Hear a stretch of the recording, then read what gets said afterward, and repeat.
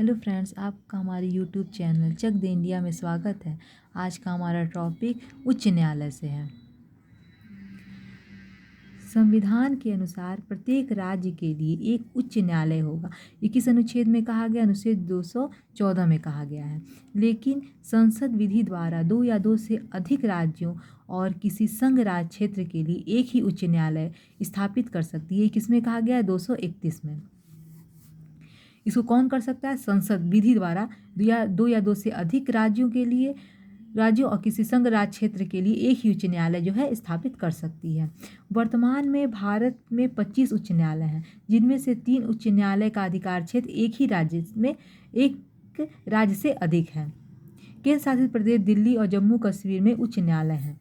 प्रत्येक उच्च न्यायालय का गठन जो है एक मुख्य न्यायाधीश तथा अन्य न्यायाधीशों से मिलकर किया जाता है, जिनकी नियुक्ति राष्ट्रपति के द्वारा की जाती है। उच्च न्यायालय और सर्वोच्च न्यायालय की नियुक्ति कौन करता है? राष्ट्रपति करते हैं। अनुच्छेद किसमें बताया गया? 217 में बताया गया है। भिन्न भिन्न उच्च न्यायालयों में न्यायाधीशों की संख्या अलग अलग होती है। उच्च न्यायालयों के न्यायाधीशों की योग्यता क्या है? पहला है कि वह भारत का नागरिक हो, कम से कम 10 वर्ष तक न्यायिक पद धारण कर चुका हो, या किसी उच्च न्यायालय में या एक से अधिक उच्च न्यायालयों में 10 वर्ष तक अधिवक्ता रहा हो। उच्च न्यायालय के न्यायाधीशों को उस राज्य जिसमें उच्च न्यायालय स्थित है का राज्यपाल उसके पद की शपथ दिलाता है। इस उच्च न्यायालय के न्यायाधीशों की जो है नियुक्ति जो कौन करता है? तो राष्ट्रपति करते हैं। और पद का शपथ कौन दिलाता है? तो राज्यपाल दिलाता है। उच्च न्यायालय के न्यायाधीशों का अवकाश ग्रहण करने की अधिकतम उम्र सीमा कितनी है? 62 है। और सर्वोच्च न्यायालय की 65 होती है। उच्च न्यायालय के न्यायाधीश अपने पद से राष्ट्रपति को संबोधित कर कभी भी त्यागपत्र दे सकते हैं। जिस व्यक्ति ने उच्च न्यायालय में स्थायी न्यायाधीश के रूप में कार्य किया है, वह उस न्यायालय में वकालत नहीं कर सकता, किंतु वह किसी दूसरे उच्च न्यायालय में अथवा उच्चतम न्यायालय में वकालत कर सकता है। उच्च न्यायालय में न्यायाधीशों को ये दिया गया है कि वह उसी न्यायालय में नहीं वकालत कर सकता है, लेकिन दूसरे न्यायालय में या सर्वोच्च न्यायालय में उच्चतम न्यायालय में ये वकालत कर सकता है। लेकिन सर्वोच्च न्यायालय में अगर वो पदनियुक्त जो है उसको उसका हटा दिया जाता है तो उसको जो है वो किसी और में नहीं वकालत कर सकता है। नोट क्या है? केरल उच्च न्यायालय में 1997 ईस्वी में सबसे पहले बंद की असंवैधानिक घोषित किया गया था।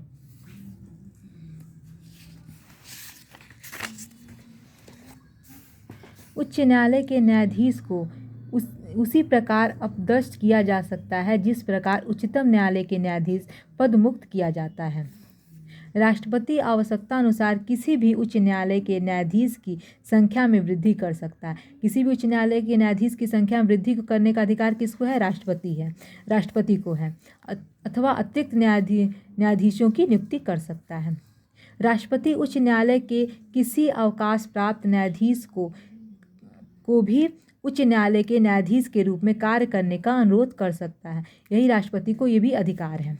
उच्च न्यायालय एक अभिलेख न्यायालय होता है जिसके निर्णय आधिकारिक माने जाते हैं तथा उनके आधार पर न्यायालय अपना निर्णय देते हैं। ये किसमें कहा गया है? 215 में।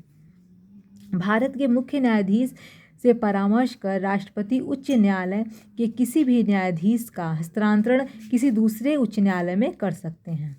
उच्च न्यायालय का क्षेत्राधिकार है कौन कौन सा होता है? तो प्रारंभिक क्षेत्राधिकार। प्रत्येक उच्च न्यायालय को नौकाधिकरण, इच्छापत्र, तलाक, विवाह, न्यायालय की अवमानना तथा कुछ राजस्व संबंधी प्रकरणों, नागरिकों के मौलिक अधिकारों के क्रियान्वयन, अनुच्छेद 226 के लिए आवश्यक निर्देश, विशेषकर बंदी प्रत्यक्षीकरण, परमादेश, निर्देश, उत्प्रेषण तथा अधिकार भिक्षा के लिए जारी करने का अधिकार प्राप्त है। दूसरा क्या? अपीली क्षेत्राधिकार। इसमें क्या है? फौजदारी मामले में अगर सत्र न्यायाधीश ने मृत्युदंड दिया हो तो उच्च न्यायालय में उसके विरुद्ध अपील हो सकती है। दूसरा, दीवानी मामले में उच्च न्यायालय में उन सब मामलों की अपील की जा सकती है जो 5 लाख या उससे अधिक संपत्ति से संबंधित हो। तीसरा क्या है? उच्च न्यायालय पेटेंट और डिजाइन उत्तराधिकार भूमि प्राप्ति, दिवालियापन और संरक्षकता आदि मामलों में भी अपील सुनता है। उच्च न्यायालय के मुकदमे का हस्तांतरण। यदि किसी उच्च न्यायालय को ऐसा लगे कि जो अभियोग अधीनस्थ न्यायालय में विचाराधीन है वह विधि के किसी सारगर्भिक प्रश्न से संबंधित हैं, तो वह उसे अपने यहाँ हस्तांतरित कर या तो उसका निपटारा स्वयं कर देता है या विधि से संबद्ध प्रश्न को निपटा कर अधीनस्थ न्यायालय को निर्णय के लिए वापस भेज सकता है। चौथा क्या है? प्रशासकीय अधिकार।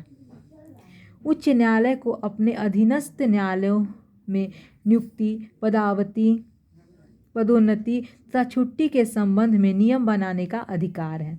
नोट क्या है कि उच्च न्यायालय राज्य में अपील का सर्वोच्च न्यायालय नहीं है। उच्च न्यायालय जो राज्यों में अपील का सर्वोच्च न्यायालय नहीं है।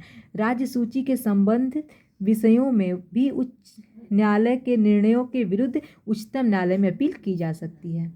अगर आपको हमारा वीडियो अच्छा लगे तो प्लीज़ लाइक, सब्सक्राइब और शेयर करें। धन्यवाद।